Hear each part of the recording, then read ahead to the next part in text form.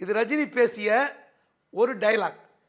யார்? அதிமுக எதிராக ரஜினி அவர்கள் குரல் கொடுத்த போது, வாய்ஸ் கொடுத்த போது ஜெயலலிதாவுக்கு எதிர்வினையாக ரஜினி பேசியது ஒரு 4 செகண்ட் தான். கருப்பு பணம் வாங்கவே இல்லையா இவரு? நான் கருப்பு பணம் வாங்கவே இல்லை அப்படின்னு சொன்னா நான் போய் சொல்றேன். நான் கருப்பு பணம் வாங்கியிருக்கேன். 95% 20 years முன்னால நான் அது வாங்கியிருக்கேன். ஓரளவுக்கு தான் வாங்கியிருக்கேன். அதுக்கப்புறம் எனக்கு புத்தி வந்த பிறகு நான் கம்மி பண்ணேன். அதாவது ரஜினியை பார்த்து ஜெயலலிதா அவர்கள் அன்றைய முதலமைச்சர் கேள்வி கேட்கிறார்.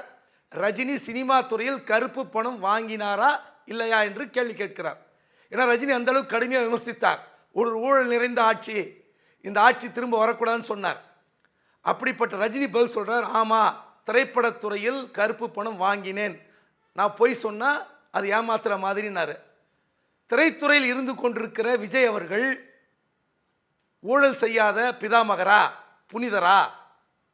இன்றளவுக்கும் தான் வாங்கிய ரோல் ராய்ஸ் காருக்கு வரி கட்ட சொன்னால் வரி கட்ட மாட்டேன், வரி விலக்கு வேணுங்கிறாரு. புலி படத்தில் 15 கோடி ரூபாய் பணம் வாங்கிவிட்டு அதை ஏன் கணக்கில் காட்டலன்னா காலம் தாழ்த்தி கேட்குறீங்கன்னு ஐடி கிட்ட எதிர்க்க கேஸை போடுறார். மாஸ்டர் பட ஷூட்டிங் நடக்குது நெய்வேலியில். அவரை குண்டு கட்டா தூக்கி காரில் உட்கார வச்சு 2 பக்கம் 2 அதிகாரிகளோடு சென்னைக்கு கொண்டு வராங்க.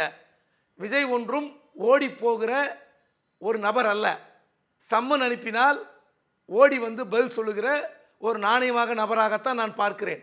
அப்படிப்பட்ட விஜய் தான் வாங்கிய சம்பளத்துக்கு கணக்கு காட்ட மாட்டார், தான் வாங்கிய காருக்கு வரி கட்ட மாட்டார், தனக்கு வந்து விசாரணை கூப்பிட்டா வந்து அவர் குண்டு கட்டா கூட்டின வர அளவுக்கு தான் இருக்கிறாரு. இவர் சொல்கிறாரு இந்த 2 கட்சிகள் ஊழல் செய்த கட்சிகள். கண்டிப்பாக எந்த அரசியல் கட்சியும் ஊழலுக்கு அப்பாற்பட்ட கட்சி நான் சொல்லலை. கண்டிப்பாக ஊழல் நிறைந்த ஊழல் மலிந்த ஆட்சிகளாக கூட இருக்கட்டும்.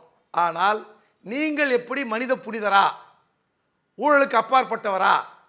நீங்கள் உங்களை பற்றி சொல்லுங்கள்.